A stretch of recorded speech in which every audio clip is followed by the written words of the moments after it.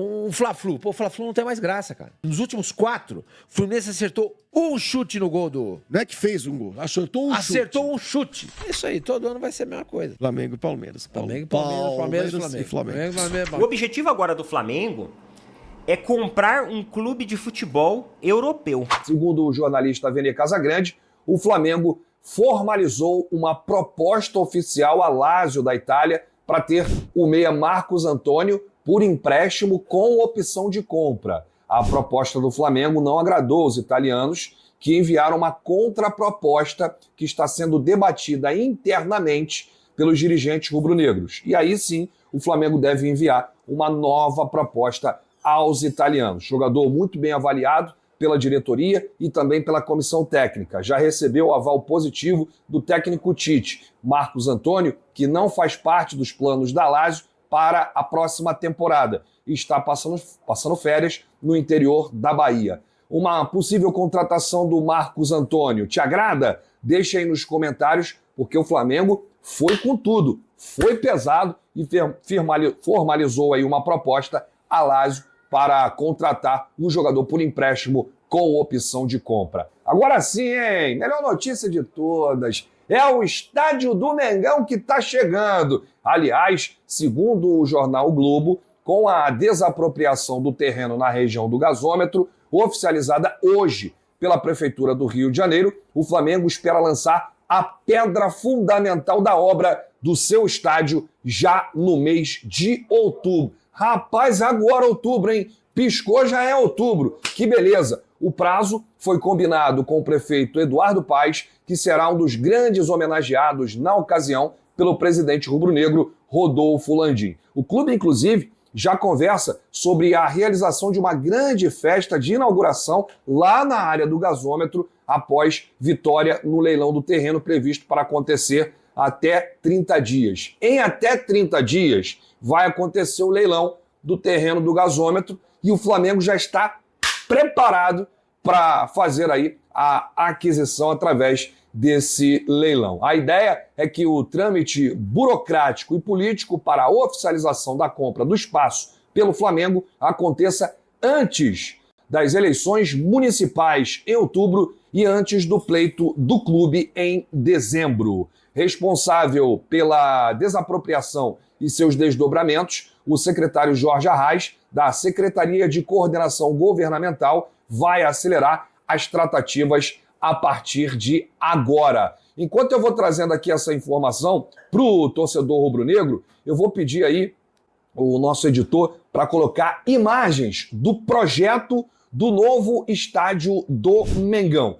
Além de Eduardo Paes, o deputado Pedro Paulo é outra figura política que participou de todo o processo até aqui e seguirá de perto os novos passos do estádio do Mengão. Além da compra do terreno, o clube precisará apresentar um projeto definitivo e um modelo de financiamento para a construção do novo palco. A compra em si, entretanto, ainda terá de ser aprovada pelo Conselho Deliberativo do Flamengo, mas apenas depois de confirmada a vitória no leilão. O preço do terreno é estimado em 150 milhões pela Prefeitura. O engraçado dessa história toda é que a Caixa Econômica Federal desejava vender o terreno do gasômetro ao Flamengo por 600 milhões de reais. O Flamengo topava pagar até 250 milhões. Com a desapropriação, está avaliada em 150 milhões de reais. É o valor que a Caixa receberá de indenização. Rapaz, de 600, 250, caiu para 150. Que loucura! E o Flamengo se dando bem nessa. Rádio, a gente tava lá na Bela Vista. Eu só errei num time. Porque eu falei, do jeito que tá indo o futebol, a gente vai caminhar por uma espanholização do nosso futebol. Corinthians e Flamengo vão assumir isso daí e ninguém vai ganhar deles mais. Vai ficar um ou outro. Eu só errei exatamente. Eu achava que era o Corinthians. Entrou o Palmeiras no lugar do Corinthians. Entrou o Palmeiras no lugar do Corinthians. O Flamengo se confirmou. O Corinthians fica de fora porque é gerido por gente incompetente. Pra dizer o mínimo. Tá? Então ele acaba ficando para trás. O Palmeiras, que ao contrário, é gerido por gente competente, aproveitou-se desse vacilo do Corinthians e entrou na vaga que era do Corinthians. E todo ano vai ser a mesma coisa, meu companheiro. Porque a gente... Todo ano vai ser a mesma coisa. Por mais que alguns times façam o que a gente chama de brilhareco, né? O Botafogo lidera o campeonato, papapá.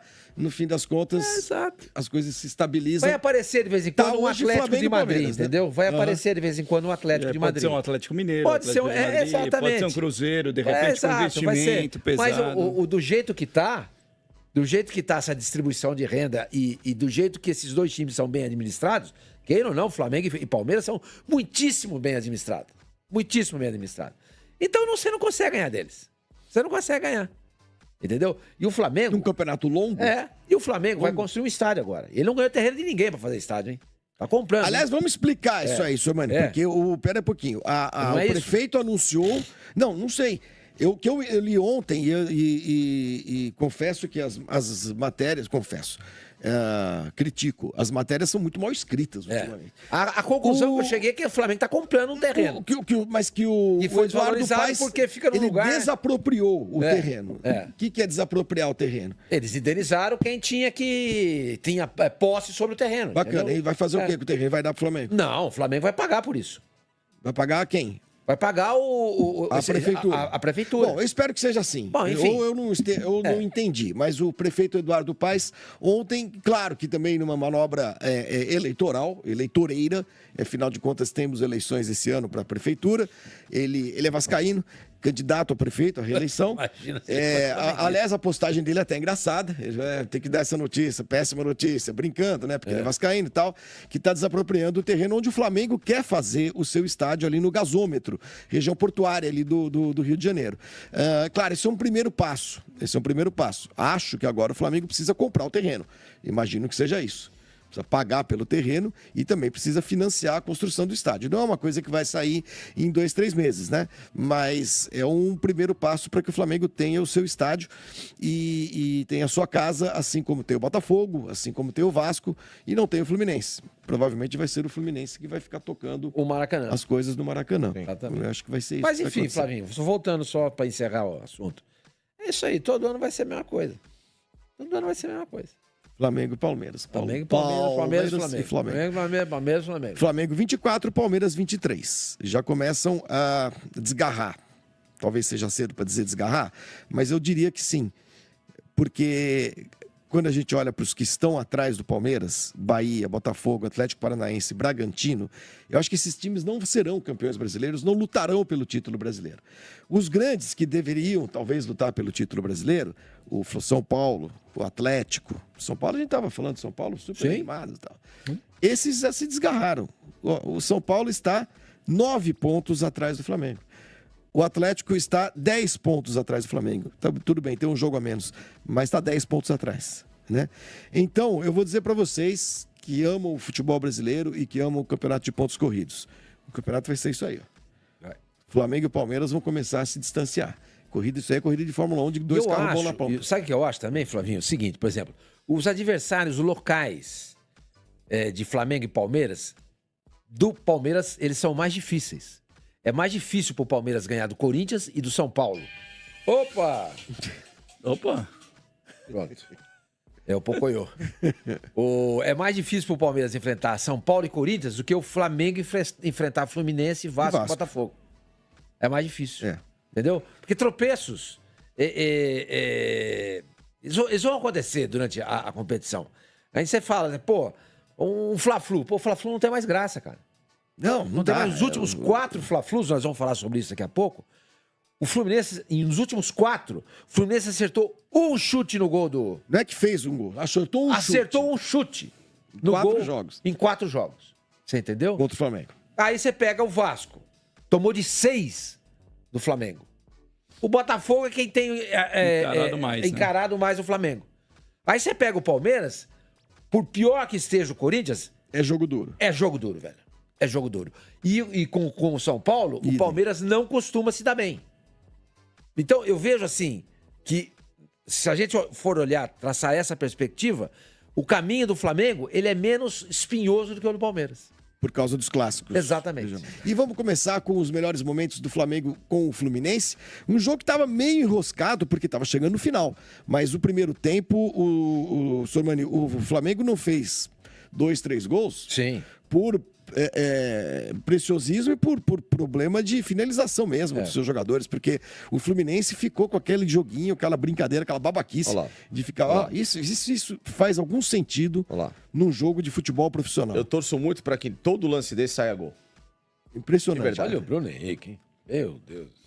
É toda hora, e assim, o torcedor do Fluminense já deve estar de saco bem cheio desse futebolzinho. Olha isso. Eu torço muito para sair gol nesse lance. Vê se tem cabimento. Porque isso é o anti-futebol. Eu também acho. Isso é completamente anti-futebol. Isso é uma coisa de idiota. Era para ter tomado 2 gols. Não, mas deu sorte. Mais um lance. Eu torço sempre para que esse tipo de lance termine em gol, porque isso é uma irresponsabilidade. Concordo.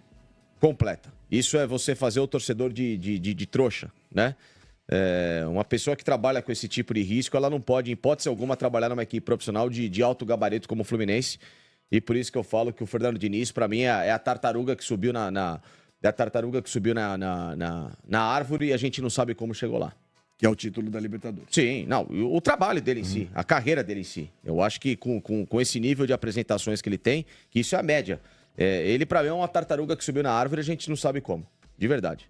E acontece no futebol. O futebol, infelizmente, te permite esse tipo de coisa, diferente de outros esportes em que, se o cara começa com esse tipo de trabalho arriscado e irresponsável, ele não se cria, não adianta.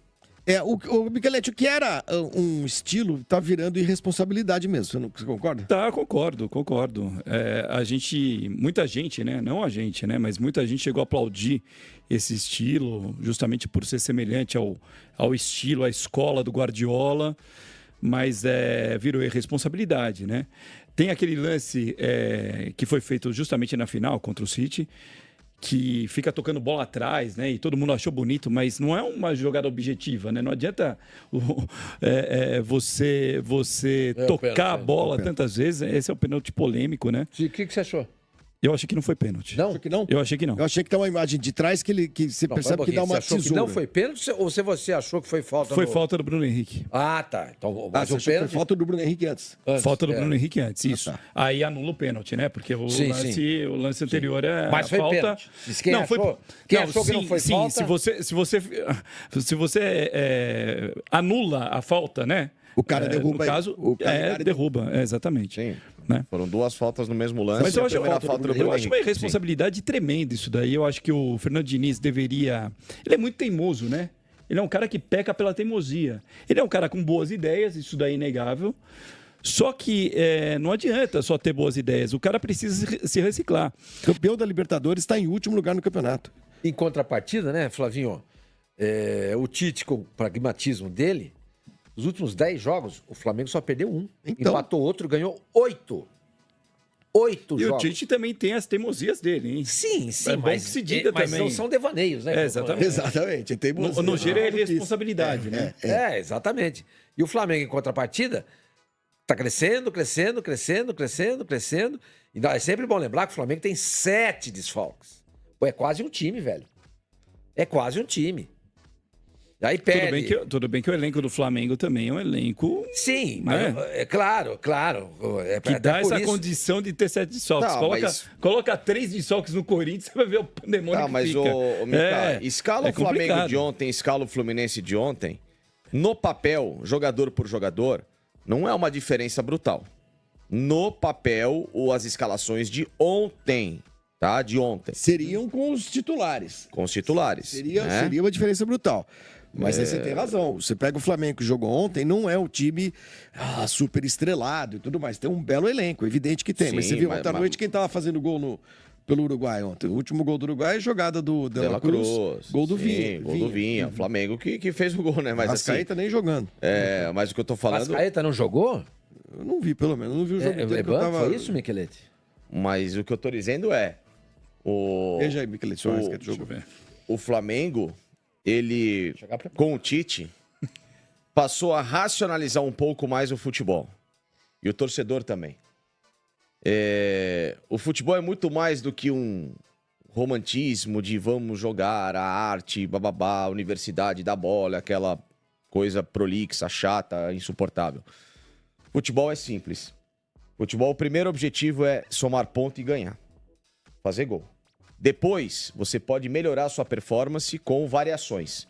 E as variações, de acordo com a característica do seu elenco, vão te dizer se você joga algo mais vistoso ou algo que, evidentemente, é menos chamativo, mas ao mesmo tempo competente. É o né? que está acontecendo com o Tite. Só um detalhe, O Flamengo- o Arrascaeta começou e o De La Cruz entrou no lugar dele. então foi isso, O Flamengo ficou, como a gente sempre falava, amarrado a 2019, num momento em que, por 6 meses, ele encaixou um futebol extremamente vertical, rápido, direto, reto, objetivo e que ganhou tudo. E queria que todo mundo que passasse pelo Flamengo repetisse um desempenho perfeito, que o Flamengo não podia errar um passe para o lado, que senão o time não servia para nada. Então essa cobrança por uma perfeição que não existe em nenhum time do futebol, nunca vai existir perfeição no futebol, nem o City, nem o Real Madrid, nem esses times são 100% perfeitos, eles erram também. Mas o Flamengo vive e criou-se um mundo paralelo em que essa pressão minou todos os trabalhos, porque esses trabalhos tinham que jogar à beira da perfeição e nunca deram chance dos estilos de cada técnico que passou por lá de fazer o time poder jogar feio, mas ganhar. Ficou todo mundo sempre comparando Com o Jorge Jesus. Comparando. E chegou um técnico como o Tite, que não cai, não é suscetível a esse tipo de pressão pela costa larga que ele tem no futebol, é um cara extremamente vitorioso, que não precisa provar mais nada pra ninguém. E falou, ou vai ser do meu jeito, ou então não vai dar certo. E o Flamengo está jogando uma moda Tite. Se agrada ou não visualmente, pouco importa. Mas o Flamengo faz uma coisa que há muito tempo ele não fazia. Jogar pra ganhar. Concorda, Como que ele joga? Dane-se, mas ele ganha. E o torcedor do Flamengo tem que se acostumar que o importante, em primeiro lugar no futebol, é ganhar. O Flamengo tem um plano muito ambicioso. E assim, eu acho isso legal. Por que eu acho isso legal? Porque eu acredito que tudo que valoriza o futebol brasileiro é bem-vindo. Até porque, se o Flamengo fizer isso e der certo, outras equipes vão replicar. Todo bom modelo cabe ao benchmark, a um bom trabalho de benchmark, replicá-lo. Olha aquilo que o seu concorrente faz de melhor e você vai atrás em busca de replicá-lo. O Palmeiras, por exemplo, fez isso com a base.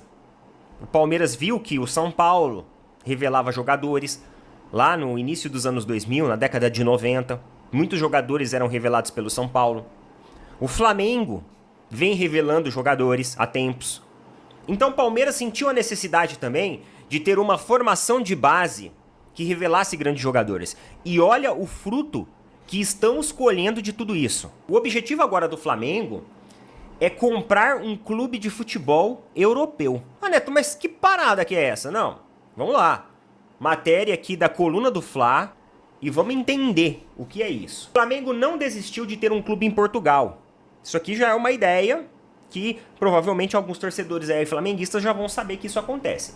Com o objetivo de abrir portas no mercado europeu, por este motivo, o presidente do clube, Rodolfo Landim, colocou o CEO do Rubro Negro, Reinaldo Belotti, à frente do projeto até o final desse ano.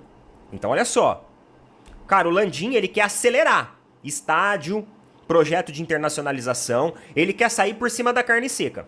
Isso fica muito claro. E obviamente ele quer colocar o candidato de seu apoio no poder.